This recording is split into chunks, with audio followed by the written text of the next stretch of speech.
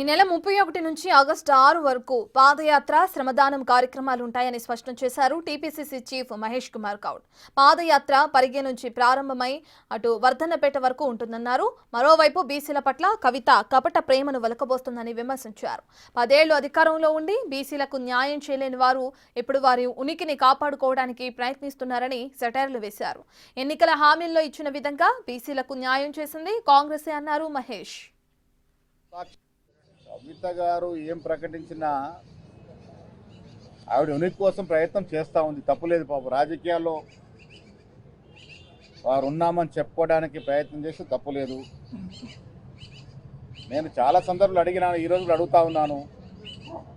ఇవాళ చూపిస్తున్నటువంటి బీసీల పట్ల మీరు చూపిస్తున్నటువంటి ప్రేమ 10 ఏళ్ళు మీరు అధికారంలో ఉన్నప్పుడు, కవిత గారు సాక్షాత్గా ప్రభుత్వంలో భాగస్వామ్యం ఉన్నప్పుడు ఎందుకు మాట్లాడలేదు?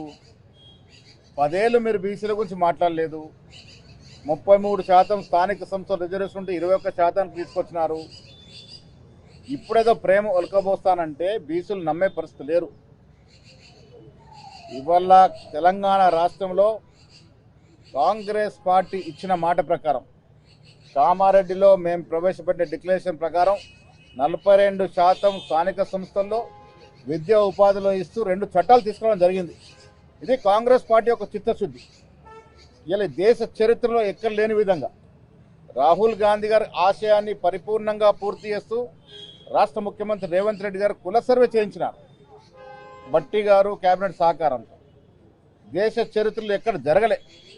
కుల సర్వే చేయడమే కాకుండా 56.7% బీసీలు ఉన్న ఒక అఫీషియల్ డాక్యుమెంట్ ఇవ్వగలిగినాం.